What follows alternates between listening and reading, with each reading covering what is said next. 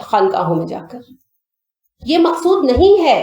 اگر آپ کے پاس مال کو چلانے کا اختیار نہیں ہوگا تو سود کا نظام ہی چلے گا نا. یہودیوں کو کیا پڑیے کہ سود کا نظام ختم کریں؟ وہ کریں گے ختم؟ نہیں کریں گے. جب تک مسلمان مالیاتی امور میں ہیڈ نہیں بنتے تب تک آپ سود کا نظام ختم نہیں کر سکتے. کہ کر سکتے ہیں؟ تو پھر کیا کریں؟ ساری عمر سود کھاتے رہیں یا کہ محنت کر کے معیشت کے میدان میں اوپر آئیں، ماہرین معاشیات وہ پیدا کریں جو دنیا کا نظام بدل دیں. کیا کریں؟ دوسرا آپشن ہی لینا ہے نا. اپنے بچوں کو بہترین ماہرین معاشیات بنانا ہے.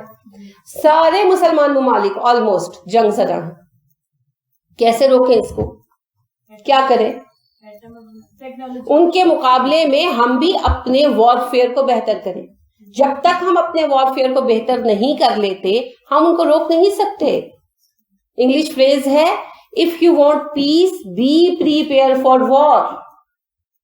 آپ کے اندر اتنی قوت موجود ہو کہ لوگ آپ پر حملہ نہ کہیں. یہی آپ کے رب کریم نے کہا اپنی قوت تیار رکھو، اپنے گھوڑے باندھے رکھو تاکہ تمہارے اور میرے دشمن تم سے خوفزدہ رہیں. اگر آپ یہ چاہتے ہیں کہ آپ کی بچیاں، آپ کے بچے دین پر چلیں تو دینی معاشرہ لانا ہوگا، اسلامی معاشرہ لانا ہوگا. کیسے آئے گا؟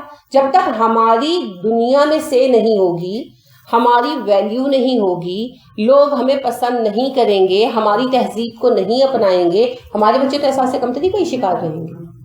1200 سال تک اسلامی تہذیب دنیا کا فیشن رہی. جس وقت تلیقلہ کی یونیورسٹیاں چلتی تھی، جس وقت تک قرطبہ کی یونیورسٹیاں چلتی تھیں، جامعۃ الازہر جیسی یونیورسٹیاں چلتی تھی، اسلامی ممالک تعلیم کا مرکز تھے. وہاں کے بچے، یورپ کے بچے جب پڑھنے آتے تھے تو وہ یہاں کی تہذیب لے کر جاتے تھے. کہانی نہیں ہے، حقیقت ہے. تاریخ اٹھا کر دیکھ لیں. اس وقت فیشن تھا مسلمانوں جیسا لباس پہننا، بطور فیشن پہنا جاتا تھا. پھر ہم ہر ایک چیز میں پیچھے ہو گئے، ہماری کوئی اوقات نہیں رہی، کوئی ویلیو نہیں رہی. نتیجہ یہ ہوا کہ ہمارا رہن سہن بھی جو ہے وہ ترک ہو گیا، متروک ہو گیا.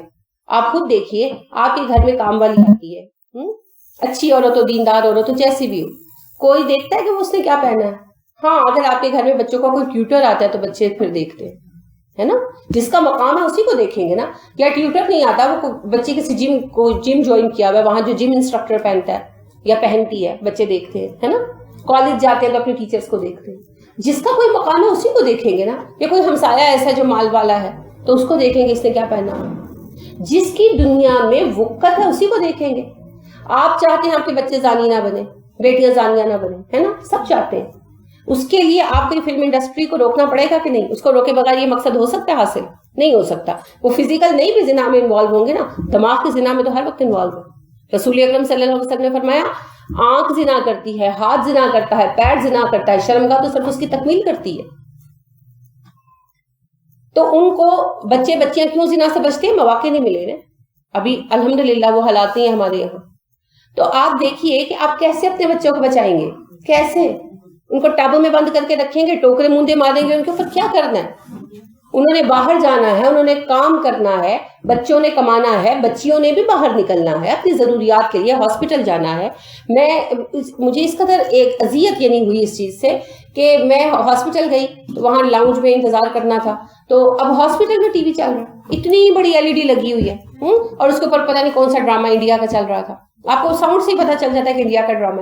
میں تو کمر پھیر کر بیٹھ گئی. اب دیکھیں مریض ہیں، ان کے ساتھ بچے گود میں روئی جا رہے ہیں، بخار چڑھا ہوا ہے یا شدید کوئی اذیت میں. اب وہ بیٹھا ہوا ہے اور وہ نہ چاہتے ہوئے بھی ٹی وی دیکھ رہا ہے، اس کا نہیں بھی دل چاہ رہا ہے نا. اب وہاں چل کے ٹی وی رہا، کیا کرے. ایک مریضہ اتنی بیچاری تکلیف میں تھی کہ ان کو کوئی ایسی چوٹ لگی تھی یا جو بھی مسئلہ تھا کہ وہ ویل چیئر پہ بیٹھی ہوئی تھی. She can't move by her self, لیکن اب وہ بیٹھی ہوئی ہیں اور تکلیف ان کے چہرے سے نظر آ رہی ہے، اور وہ ہتھے پہ سر رکھ کر اب بس ٹی وی دیکھی جا رہی. اسکیپ ہے نا. اب وہاں پر نہ چل رہا ہو تو کوئی اللہ کو یاد کر لے. وہ کیوں لگائیں؟ وہ تو جو بچی بیٹھی ہوئی ہے ریسیپشن کے اوپر، اس نے جو دیکھنا ہے وہ لگا لے گی. تو اب دیکھیے کہ آپ کیسے بچوں کو بچائیں گے. گھر سے نکلنا ہے، کرنا ہے. جب تک مسلمان دنیا کو حاصل نہیں کریں گے، دنیا میں اقتدار حاصل نہیں کریں گے، ان کی سے نہیں ہوگی، تب تک آپ کچھ بھی بدل نہیں سکتے. تو دنیا بھی آپ کے لیے ہے، آپ کے لیے ہے، آپ نے ہی حاصل کرنا ہے. گلزار استبود نہ دیوانہ وار دیکھ، ہے دیکھنے کی چیز اسے بار بار دیکھ، آیا ہے تو جہاں میں مثال شرار دیکھ، دم دے نہ جائے ہستی ناپائیدار دیکھ۔ تو یہ جو دنیا بنائی گئی ہے نا، اس کی خلافت، اس کو چلانے کی ذمہ داری مومنوں کو دی گئی ہے۔ اگر مومن اس کو ترک کر دیں گے تو وہ اپنا فرض چھوڑ دیں گے، اور اسی بات پر یہاں بھی جوتے کھائیں گے اور وہاں بھی ڈنڈے کھائیں گے۔ یہ خوش فہمی میں مت رہیے گا کہ دنیا چھوڑ کر تو ہم زاہد ہو گئے ہیں، نہیں، دنیا چھوڑ دینے کا مطلب یہ ہے کسی کا بچہ بدتمیزی کرے اور ابا جی جا کے کمرے کا دروازہ بند کر کے کہیں میں تو سن ہی نہیں رہا، یہ اس قسم کی غفلت ہے۔ آ رہی ہے میری بات سمجھ میں؟ تو لہٰذا یہ ذمہ داری ہے، اسی لیے دنیا چھوڑنا مطلوب نہیں ہے۔ مال کی محبت پیدا دل میں نہیں کرنی کہ مال کے عشق میں مبتلا نہیں ہونا۔ ایک تو نارمل محبت ہے نا کہ آپ چیز ضائع نہیں کرتے، آپ بچوں کو کہتے ہیں بھی کھانا ضائع نہیں کرنا، پانی ضائع نہیں کرنا، لائٹیں کیوں ایکسٹرا جلائی ہوئی بند کرو، یہ نارمل محبت ہے، یہ ہونی چاہیے، یہ اسراف سے بچنا ہے۔ اور ایک ہے مال کی وہ محبت کہ خرچ ہی نہیں کرنا، بخالت، وہ محبت ممنوع ہے۔ نارمل محبت تو انسان کی فطرت میں ہے نا۔ رسول اکرم صلی اللہ علیہ وسلم کو گوشت پسند تھا، آپ صلی اللہ علیہ وسلم کو دستی کا گوشت پسند تھا، فرمائش کر کے کھاتے تھے، کرتے تھے فرمائش کہ نہیں؟ کر دیتے تھے نا، کہ آپ نے کہا کہ نہیں میں تو فلانا وظیفہ کروں کہ میرے دل سے یہ گوشت کی محبت نکل جائے۔ آپ کو شہد پسند تھا، فرمائش کر کے کھاتے تھے۔ آپ کو دودھ پسند تھا، کسی کے گھر جاتے تھے فرمائش کر کے پیتے تھے۔ آپ نے تو کبھی یہ دعا نہیں کہ اللہ میرے دل سے محبت ہی نکال دینا، مجھے دودھ پسند نہیں۔ یہ باتیں غیر فطری ہیں، غیر فطری ہیں، یہ مطلوب نہیں ہے۔ مطلوب یہ ہے کہ محبت میں اعتدال رکھو، یہ نہیں کہ 1 کروڑ آ گیا تو وہ بھی میرا، میں اپنے اوپر لگاؤں گا، اپنے بچوں کے اوپر لگاؤں گا۔ جیسے کل مجھے کسی نے ایک ویڈیو بھیجی امبانی فیملی کی، مکیش امبانی صاحبہ کی مسز کا وہ موبائل پہ وہ تھی کہ جی وہ موبائل جو ہے وہ گولڈ کا بنا ہوا ہے، آئی فون 6 جو ہے اسپیشل بنایا گیا ہے، وہ 13-14 موبائل پوری دنیا میں بنائے گئے ہیں، آئی فون 6 فالکن سم تھنگ اس کا نام تھا۔ تو گولڈ کی اس کی باڈی بنائی گئی ہے، چونکہ گولڈ زیادہ مضبوط نہیں ہوتا تو اس کے اوپر پلیٹینم کی تہ چڑھائی گئی ہے، اس کے پیچھے ایک روبی لگا ہوا ہے وغیرہ وغیرہ۔ تو وہ 13-14 لاکھ اس کی قیمت بنتی ہے، تو دنیا میں چند بڑے بڑے امیر لوگوں کے پاس ہے۔ یہ والی چیزیں منع ہیں، کیوں؟ کیونکہ آپ کے پاس پھر کھربوں روپیہ بھی آ جائے گا، آپ کی ضروریات پوری نہیں ہوگی۔ پیچھے بھی ایک ویڈیو بہت وائرل ہوئی تھی کچھ ماہ پہلے کہ مکیش امبانی کی بیٹی نے ایک پورا ڈریس ہیرے کا بنوایا تھا، تو پتہ نہیں اس کی 1 ارب اور کتنی اس کی مالیت تھی، تو وہ بڑا جو ہے وہ مشہور ہوا تھا، وائرل ہوا تھا۔ یہ والی چیزیں منع ہیں، یہ والی چیزیں منع ہیں۔ سینڈل کا ٹی وی پہ دکھا رہے تھے کہ اس پر جی آپ دیکھیں یہ مال کی محبت ہے نا، یہ مال کی محبت ہے۔ میرے پاس کھرب روپیہ آ گیا ہے تو میں اب کھرب روپے میں جوتوں میں بھی ہیرے لگوا لوں، قمیض میں بھی ہیرے لگا لوں، بالکل اپنے باتھ ٹب سونے کے بنوا لوں جیسے ہمارے عرب جو ہیں عمرہ کر رہے ہیں، یا جو ہے میرا جو ہے وہ کموڈ اس کے اوپر بھی سونے کی تہ چڑھی ہوئی ہو، میری گاڑی میں ہیرے لگے ہوئے ہوں، یہ حرام ہے، یہ حرام ہے۔ لیکن آپ کے پاس فرض کریں کہ آپ ایک مثال کی بات ہے کہ آپ کے پاس سالانہ 10 لاکھ روپے انکم آتی ہے اور وہ آپ کی بچت ہے، اس میں سے آپ 1 لاکھ یا 2 لاکھ اپنے فیملی کے اوپر لگاتے ہیں، چلے 5 لاکھ لگاتے ہیں، 5 لاکھ آپ فی سبیل اللہ دیتے ہیں، دین کے کاموں میں دیتے ہیں، ٹھیک ہے۔ لیکن اگر آپ کہتے ہیں 10 لاکھ آ گیا، اگر میرے پاس 20 لاکھ بھی ہوتا تو میری ضرورتیں پوری نہیں ہونی تھی، میں کہاں سے دوں؟ 10 لاکھ میں سے 1,000 روپیہ اٹھا کے یا 10,000 یا 20,000 دے دیا اور کہا بھی دے دیا میں اتنا ہی دے سکتا ہوں، یہ حرام ہے، ٹھیک ہے۔ لیکن مال کمانا حرام نہیں۔ اگر مال کمانا حرام ہوتا تو عثمان رضی اللہ عنہ کے پاس نہ مال ہوتا اور نہ مسائل حل ہوتے۔ عبد الرحمن بن عوف رضی اللہ عنہ، ان کو برکت ہوئی نا، وہ کہتے ہیں کہ جب میں مدینہ آیا مکہ سے ہجرت کر کے، میرے پاس کچھ بھی نہیں تھا، تو میں نے اپنے انصاری بھائی کی مدد سے گھی اور پنیر کی تجارت شروع کی، اور میں نے رسول اکرم صلی اللہ علیہ وسلم کے پاس پہلے دن آیا جس دن کام شروع کرنا تھا، میں نے کہا میرے لیے برکت کی دعا کریں، آپ صلی اللہ علیہ وسلم نے دعا کی۔ عبد الرحمن بن عوف کہتے ہیں مجھے ایسی اللہ نے برکت دی کہ میں مٹی میں ہاتھ ڈالوں وہ بھی سونا ہو جاتی ہے، اور ساری عمر بے تحاشا کمایا اور بے تحاشا خرچ کیا۔ امہات المومنین کی خدمت میں سب سے زیادہ انہوں نے کی، سب سے زیادہ۔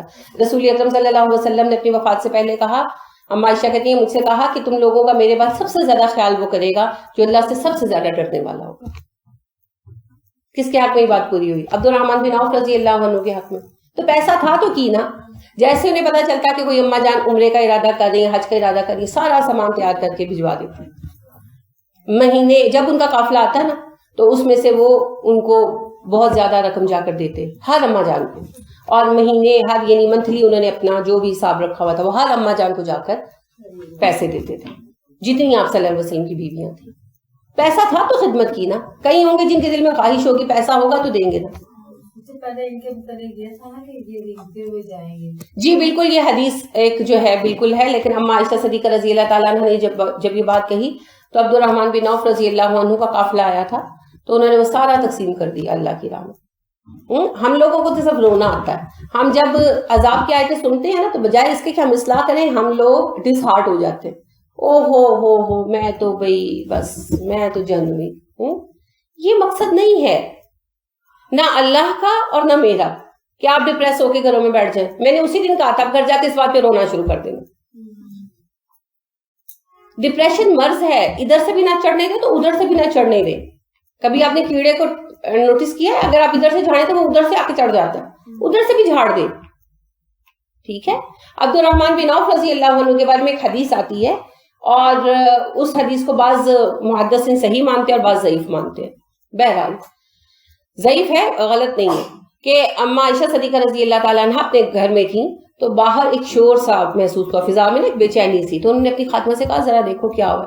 تو انہوں نے آ کر بتایا کہ جی عبد الرحمن بن عوف کا قافلہ آیا ہے جس میں 700 اونٹ ہے. تو وہ قافلہ اتنا بڑا ہے کہ اس کے آنے سے ایک ہلچل مچ گئی. تو اما عائشہ نے کہا کہ اللہ عبد الرحمن پر رحم کرے، بہت نیک آدمی ہے، مگر میں نے رسول اکرم صلی اللہ علیہ وسلم کو فرماتے سنا کہ وہ گھٹنوں کے بل جنت میں داخل ہوگا. یہ بات عبد الرحمن بن عوف تک پہنچ گئی. انہوں نے کیا کہا؟ انہوں نے کہا اللہ کی قسم میں جب تک زندہ ہوں میں پوری کوشش کروں گا کہ میں جنت پہ اپنے پیروں سے چل کر جاؤں. ہماری طرح رونا نہیں شروع کر دیا، ہمیں تو سوائے رونے کے کچھ آتا ہی نہیں زندگی میں. انہوں نے وہ سارا قافلہ صدقہ کر دیا. اور وہ باہر صحابی ہیں کہ جب ان کی وفات ہوئی تو اما عائشہ صدیقہ رضی اللہ تعالیٰ عنہ اور دیگر امہات المومنین نے کہا کہ ابن عوف کا جنازہ مسجد نبوی میں پڑھاؤ، ہم بھی نماز جنازہ میں شریک ہوں. اب دیکھیں کہ اتنی بڑی بات ہم لوگ تو اسی وقت رونا دھونا شروع کر دیں، لیکن رسول اکرم صلی اللہ علیہ وسلم کی تربیت کا نتیجہ کیا تھا؟ عبد الرحمن بن عوف نے کیا کہا؟ انہوں نے کہا میں پوری کوشش کروں گا. ہم تو کوشش سے پہلے ہی ہارے ہوئے لوگ ہیں. یعنی کہ انہوں نے بالکل کی اور یقیناً بڑے اعزاز کے ساتھ جنت میں جائیں گے وہ. تو میں نے اسی دن یہ بات کہی تھی، مجھے آپ کے چہروں پر نظر آ رہا تھا، اسی لیے میں نے کہا تھا گھر جا کے اس بات پہ رونا شروع کر دیجئے گا کہ ہم تو بڑے گناہ گار ہیں. یہ نہیں ہوتا. اڑان بھریں، اڑنا شروع کریں، قدم بڑھائیں. اللہ نیتوں کو دیکھتا ہے. رسول اکرم صلی اللہ علیہ وسلم نے کہا تم عمل کرتے کرتے تھک جاؤ گے، اللہ اجر دیتے ہوئے نہیں تھکے گا. آپ کوشش تو کریں، آپ تو ہمت ڈالے ہوئے پڑے. خیر، تو اسی طرح اولاد کی محبت بھی فطرت میں ہے. اگر اولاد کی محبت فطرت سے نکال دی جائے، کوئی طریقہ ایسا ہو تو کیا ہوگا؟ نسلیں ختم ہو جائیں گی. نکالی گئی نا محبت. آپ اس کا پریکٹیکل دیکھ سکتے ہیں. مغرب میں انہوں نے اپنے کارخانے چلانے کے لیے عورتوں کے ذہنوں میں یہ بات ڈالی کہ بچے تمہارے لیے بوجھ ہیں، بچے تمہاری زندگی کو ختم کر دیتے ہیں، مت بچے پیدا کرو. تم کوئی بچے پیدا کرنے کی مشین ہو. نتیجہ کیا ہوا؟ عورتوں نے بچے پیدا کرنے چھوڑ دیے. 2 مقاصد تھے، ایک عورتوں کو فارغ البال کرنا تاکہ وہ فیکٹریز میں کام کریں، اور دوسرا اپنے خیال میں آبادی کو کنٹرول کرنا. نتیجہ کیا نکلا؟ آج آپ دیکھ لیں جتنے مغربی چینلز ہیں وہ اپیلیں کر رہے ہیں بچے پیدا کرو. سب سے پہلے یہ تحریک چلی فرانس سے، اور سب سے پہلے فرانس والوں نے ہی یہ اصول بنایا کہ جو خاندان میاں بیوی 2 سے زیادہ بچے پیدا کریں گے، 3 بچے پیدا کریں گے، ان کا اتنے % ٹیکس معاف ہو جائے گا. جو 4 بچے پیدا کریں گے ان کا اتنے % ٹیکس معاف ہو جائے گا. مگر آپ کون بچے پیدا کرتا؟ تو آپ دیکھیں کہ عورتوں نے بچے پیدا کرنے چھوڑ دیے نا. نسلیں لٹرلی ختم ہونی شروع ہو گئی. وہ باقاعدہ حساب کتاب لگاتے پھر رہے ہیں، او ہو کہ جی 2020 تک یہ ہو جائے گا، 2025 تک اتنے رہ جائیں گے، 2050 تک تو ہماری ریس ہی ختم ہو جائے گی. لٹرلی اپیلیں کر رہے ہیں، حساب و کتاب دے رہے ہیں. ایک تو انہوں نے مذہبی بنیاد پر بھی جو ہے آڈیو جاری کی ہوئی تھی، BBC کی تھی، کہ آڈیو مطلب کہ ویڈیو تھی لیکن اس میں صرف فگرز تھے سامنے، کہ یعنی وہ بتا رہے تھے کہ اتنے عرصے میں برطانیہ جو ہے مسلم ایریا بن جائے گا، کہ مذہبی بنیاد پر بھی وہ ان کے اندر رغبت پیدا کر رہے ہیں کہ مسلمانوں کی اتنے بچے ہوتے ہیں، اتنے سروائیو کرتے ہیں، ہمارے تو اتنے ہوتے ہیں، اتنے بچے ظاہر ہے بچپن میں مر جاتے ہیں، اتنے سروائیو کرتے ہیں، اگر ہم نے بچے پیدا نہ کیے تو اتنے عرصے میں مسلمانوں کی تعداد اتنی ہو جائے گی اور قدرتی طور پر یہاں مسلمانوں کی اکثریت ہو جائے گی۔ اب ان کو مصیبت پڑی ہوئی ہے۔ تو اگر کسی بھی طریقے سے بچوں کی محبت ختم کر دی جائے اور مائیں اولاد پالنا چھوڑ دیں اور باپ ان پہ خرچ کرنا چھوڑ دیں تو وہی نتیجہ نکلے گا، انسان کی افزائش نسل ختم ہو جائے گی، انسانی ریس ختم ہو جائے گی دنیا سے۔ تو اس کو روکنا ہے نا، تو پھر محبت تو دل میں رکھنی ہے۔ یہ محبت ترک کرنا مقصود نہیں ہے، محبت میں اعتدال مقصود ہے، محبت میں اعتدال مقصود ہے۔ اچھا رسول اکرم صلی اللہ علیہ وسلم سے زیادہ نیک کوئی تھا؟ دنیا سے بے رغبت کوئی تھا؟ نہیں تھا۔ آپ صلی اللہ علیہ وسلم کو اپنے بچوں سے پیار تھا، بہت پیار تھا، بہت پیار تھا، بچوں کے بچوں سے بھی بہت پیار تھا، ہے نا؟ کیا دعا کرتے تھے؟ اللہ حسن اور حسین سے میں پیار کرتا ہوں، ان سے تو بھی پیار کر، اور جو ان سے پیار کرے اس سے بھی پیار کر، اور جو ان سے بغض رکھے اس سے تو بھی بغض رکھ۔ پیار تھا تو دعا کرتے تھے نا، بہت پیار تھا۔ جب رقیہ فوت ہوئی ہیں بہت غمگین تھے، ہے نا؟ جب زینب فوت ہوئی ہیں تو رو پڑے، کہنے لگے اچھا عثمان بن مظعون بھی چلے گئے، زینب تم بھی چلی گئی۔ حالانکہ آپ صلی اللہ علیہ وسلم ایسی جذباتی باتیں کہتے نہیں ہوتے تھے، مگر رنج اتنا ہوا۔ جب آپ کے بیٹے ابراہیم فوت ہوئے کتنا رو رہے تھے آپ صلی اللہ علیہ وسلم، اتنے غمزدہ تھے کہ اما عائشہ صدیقہ رضی اللہ تعالیٰ عنہا نے کہا ہر نبی کی ایک دعا قبول ہوتی ہے، آپ یہ دعا کریں کہ آپ کا بیٹا ابراہیم زندہ ہو جائے۔ اتنی بڑی بات اما عائشہ نے کیوں کہی؟ آپ شدید غمزدہ تھے۔ اسی طرح جب حضرت زینب کے بیٹے فوت ہوئے تو آپ صلی اللہ علیہ وسلم ان کو گود میں اٹھائے تھے، روئے جا رہے تھے، ہے نا؟ تو ابن عباس نے کہا کہ آپ رو رہے؟ آپ نے کہا تو محبت ہے جو اللہ نے دلوں میں ڈال دی، لیکن میں زبان سے کوئی شکوہ نہیں کرتا۔ تو دیکھیں آپ صلی اللہ علیہ وسلم کو بھی اولاد سے پیار تھا، حضرت فاطمہ رضی اللہ تعالیٰ عنہ سے کتنا پیار تھا، جاتے ہوئے آخر میں ملتے تھے، آتے تھے تو سب سے پہلے ملتے تھے، ہے نا؟ اتنا پیار کرتے تھے نا فاطمہ رضی اللہ تعالیٰ عنہ سے۔ تو اولاد کی محبت فطرت میں ہے، لیکن اولاد کی محبت اللہ کے حکم کے آگے نہیں جیتتی۔ جیسے حضرت وہی پیاری بیٹی فاطمہ آتی ہیں، کہتی ہیں ابا جی غزوے کے نتیجے میں مال غنیمت میں جو ہے غلام آئے ہیں تو مجھے ایک کنیز دے دے، اور اپنے ہاتھ دکھاتی ہیں کہ وہ لاشیں پڑ گئی ہیں، ہے نا؟ چکی پیس پیس کے، اور مشکیزہ اٹھا اٹھا کے ان کے کندھا ایک جو ہے نا اونچا نیچا ہو گیا تھا، ایک کندھا مستقل ایسے جھک سا گیا تھا۔ تو کہنے لگی کہ اتنی میں کرتی ہوں تو مجھے ایک کنیز دے دیں۔ اور آپ کو پتا ہے کہ مال غنیمت میں اپنا ذاتی حصہ ہوتا تھا رسول اکرم صلی اللہ علیہ وسلم کا 5واں، یہ آپ نے سورہ انفال میں پہلے پڑھا ہے نا؟ تو آپ صلی اللہ علیہ وسلم نے کیا کہا تھا فاطمہ کو؟ وہ نہیں کہا تھا جی، یہ کہا تھا آپ صلی اللہ علیہ وسلم نے کہا فاطمہ اللہ کی قسم یہ نہیں ہو سکتا، تمہیں خدمت کے لیے غلام دو اور صحابہ صفہ بھوکے مرے۔ وہ مہاجرین تھے نا، ان کے پاس کچھ بھی نہیں تھا، تو آپ نے اپنا ذاتی مال بھی انہیں پر صرف کرتے تھے کیونکہ اس وقت کا تقاضا تھا۔ تو آپ صلی اللہ علیہ وسلم نے کہا یہ نہیں ہو سکتا، تمہیں خدمت کے لیے کنیز اور غلام دو اور صحابہ صفہ بھوکے مرے۔ پھر رات کو ان کے گھر گئے تھے، پھر رات کو جا کر کہا تھا جو تم نے طلب کیا اس سے بہتر بتاتا ہوں، سبحان اللہ الحمدللہ اللہ اکبر والتسبیح۔ وہ رات کو جا کر ان کے گھر جا کر بتائی تھی کہ دل میں ایک ملال بھی تھا کہ بیٹی آئی تھی تو میں نے واپس کر دیا اس کو، لیکن بیٹی کی محبت آپ صلی اللہ علیہ وسلم کو دین پر فوقیت نہیں کروا سکی۔ یہ اعتدال ہے۔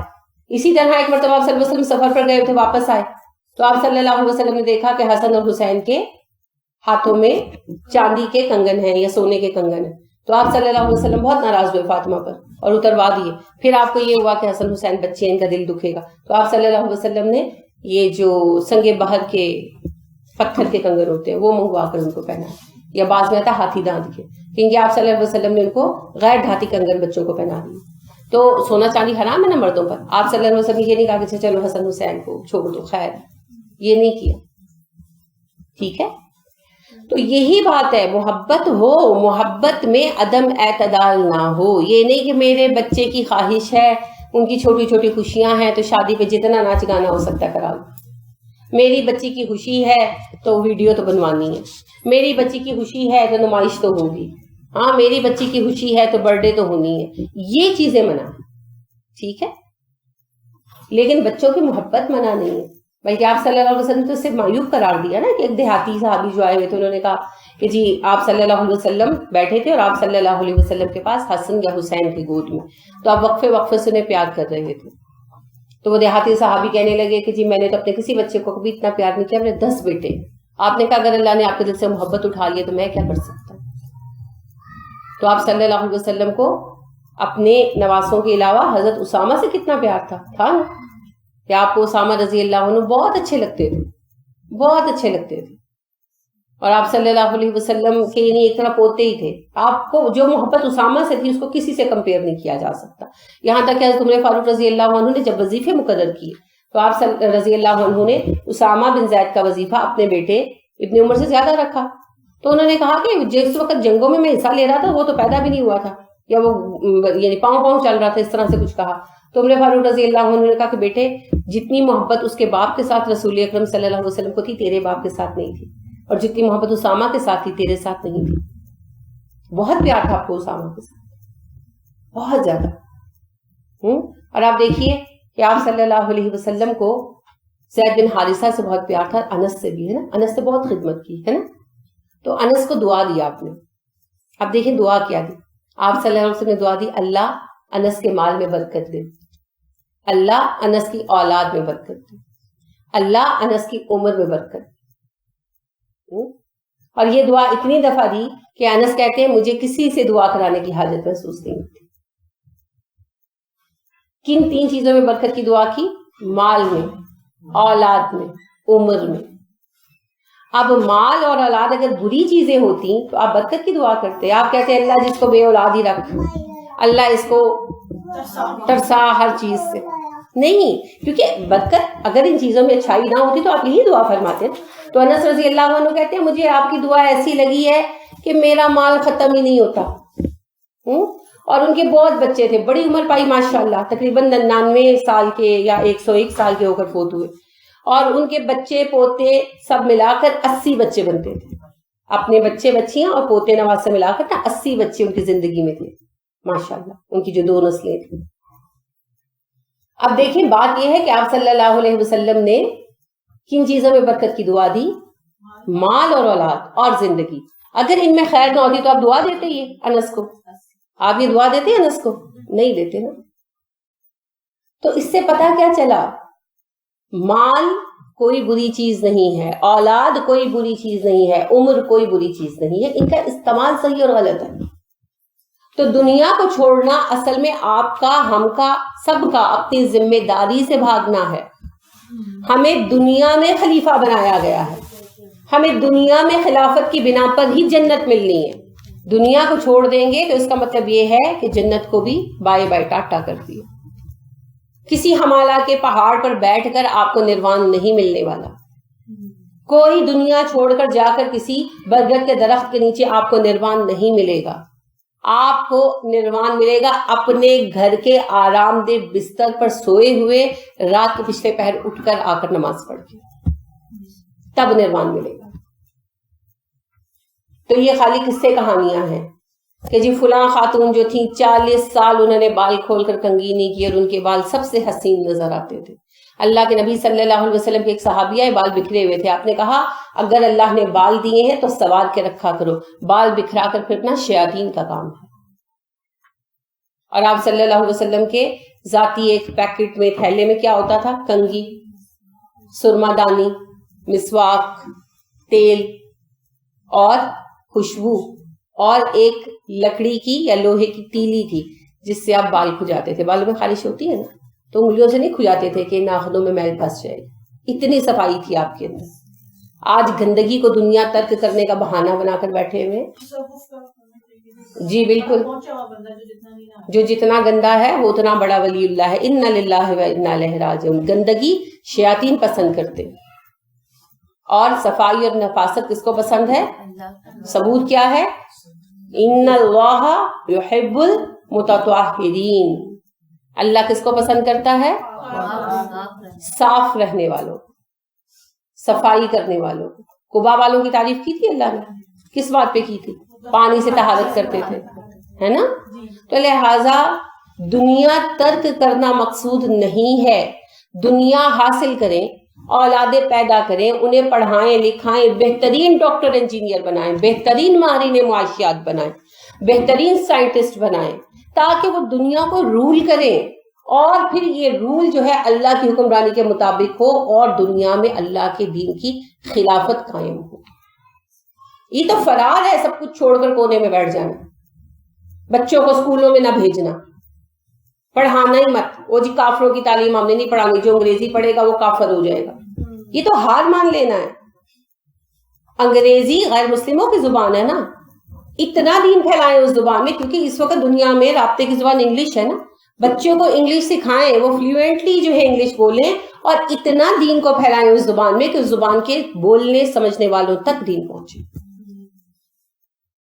تو لہٰذا پہلا اصول, اس آیت پر آج بات مکمل نہیں ہو سکتی, انشاءاللہ کل اس کو آگے لے کر چلیں گے.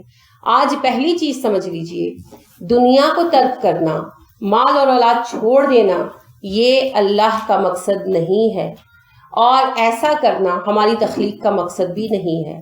ہمیشہ یاد رکھے اللہ نے ہمیں خلیفہ زمین میں بنایا ہے, جو زمین کی خلافت کا مقصد پورا کرے گا جنت میں مقام اسی کو ملے گا. جو دنیا چھوڑ کر بیٹھ جائے گا وہ جنت میں نہیں جائے گا. کیوں؟ الدنیا مزرعۃ الآخرہ, دنیا ہی آخرت کی کھیتی ہے, کچھ بوئیں گے تو کاٹیں گے نا. لہٰذا مال حاصل کریں تاکہ دین کے کام میں لگایا جا سکے, علم حاصل کریں, بڑے بڑے ماہرین بنیں اور بنائیں اپنے بچوں کو تاکہ وہ دنیا میں تبدیلی لا سکے. ہیبرو یونیورسٹی قائم کی گئی فلسطین پر قبضہ کرنے سے پہلے, ٹھیک ہے. جب اسرائیل قائم کیا گیا تو اسرائیل کیا ہے, فلسطین پر قبضہ کیا نا. تو فلسطین پر قبضہ ہونے کا جس وقت ایک سیاسی پلان تیار ہو گیا تھا, تو اس سے 3 سال پہلے ہی انہوں نے یونیورسٹی قائم کی تھی, ہیبرو یونیورسٹی, دنیا کی بڑی یونیورسٹیز میں سے. ہیبرو یونیورسٹی جو مین ان کی ہے, سہون پہاڑ پر انہوں نے قائم کی. اس کی اور چیزیں میں پھر کبھی آپ کو بتاؤں گی. وہاں ایک وقت میں 19,000 طالب علم پڑھتے, مذاق نہیں. وہاں انہوں نے بہترین علوم کا یعنی بچوں کے لیے مواقع پیدا کیے, سائنس میں, معیشت میں, یعنی اکنامکس وغیرہ میں. وہاں سے بہترین ان کے نکلے یعنی ماہرین سائنس کے ہر ایک لائن کے. اب ان کو بڑی بڑی جابز آفر ہوئی, وہ جا کر دنیا کے بڑے بڑے اداروں میں بیٹھے. ہاں, اب وہ جہاں بیٹھے ہیں وہ فلسطین کو سپورٹ کر رہے ہیں, وہ جہاں بیٹھے ہیں اسرائیل کو, فلسطین میں غلطی سے کہہ گئی, اسرائیل کو سپورٹ کر رہے, اپنی کاز کو سپورٹ کر رہے. اور وہ ایسے مقامات پر بیٹھے ہوئے ہیں کہ ان کی رائے سے 2 بندے بھی متاثر ہوتے ہیں نا, تو ان کی رائے کو سپورٹ آتی ہے, کیونکہ وہ بڑے بڑے لوگوں سے ڈیل کر رہے ہیں, عہدوں میں بڑے بڑے لوگوں سے ڈیل کر رہے ہیں. کہیں وہ جا کر یعنی کہ جو ہیں سائنٹیفک اداروں میں بیٹھے ہوئے ہیں, کہیں جا کر وہ بیٹھے ہوئے ہیں مالی جو ہیں ادارے, ان میں بیٹھے ہوئے ہیں. دنیا کے بہترین مقامات پر وہ تعینات, پیسہ بھی کما رہے ہیں اور اپنے لیے رائے عامہ بھی استوار کر رہے ہیں. اور مسلمانوں کی کون سن رہا ہے؟ روڈ پہ نکل آتے ہیں, ہم جو احتجاج کرتے ہیں برما والوں کے اوپر ہونے والے ظلم کے خلاف, کون سن رہا ہے, کون دیکھ رہا ہے؟ Who cares about it? Nobody. اور ایک یہودی کے اوپر ظلم ہو جائے نا, ایک یہودی کے اوپر, پوری دنیا میں تھرتھلی مچ جاتی ہے. دنیا کا 0.25% ہے یہودی, اور پوری دنیا میں کوشر گوشت ملتا ہے. اور دنیا کا دوسرا بڑا مذہب ہے مسلمان. اور کہیں آپ چلے جائیں, کہیں چلے جائیں, ابھی میرا بچہ آ رہا تھا چائنا سے, ہانگ کانگ ایئرپورٹ کے اوپر, ان کا بینکاک ایئرپورٹ کے اوپر ان کا جو ہے وہ اسٹے تھا 5 گھنٹے کا, اور 5 گھنٹے اس نے کچھ بھی نہیں کھایا, کیونکہ وہاں پہ کچھ بھی نہیں تھا اویلیبل, حلال فوڈ اویلیبل نہیں تھا, کچھ بھی اویلیبل نہیں تھا, چپس وغیرہ بھی اویلیبل نہیں تھا. اور ایک یہودی کے لیے کوشر گوشت ہر جگہ میسر ہوگا, کوشر فوڈ, خالی گوشت نہیں. کیوں؟ وہ دنیا کے بڑے بڑے اداروں میں بیٹھے ہوئے ہیں, اور ہم سڑکوں پر بس رولتے پھرے ہیں, احتجاج ہے, احتجاج ہے, احتجاج ہے. تو جب تک آپ اپنے بچوں کو تعلیم نہیں دیں گے, انہیں دنیا میں آگے نہیں بڑھائیں گے, دنیا کے بڑے بڑی پوسٹوں کو ہولڈ نہیں کریں گے, آپ کے بچے دنیا کے بہترین آوانوں میں جا کر نہیں بیٹھیں گے, آپ کے ہاں کوئی تبدیلی نہیں آئے گی. ٹھیک ہے؟ تو لہٰذا اپنی سوچ کو درست کیجیے. دنیا آپ کے لیے ہے اور آپ دنیا کے لیے بنائے گئے. اس دنیا سے ہی آپ جنت کا رستہ نکالیں گے. ٹھیک ہے؟ یہ بات سمجھ میں آئی؟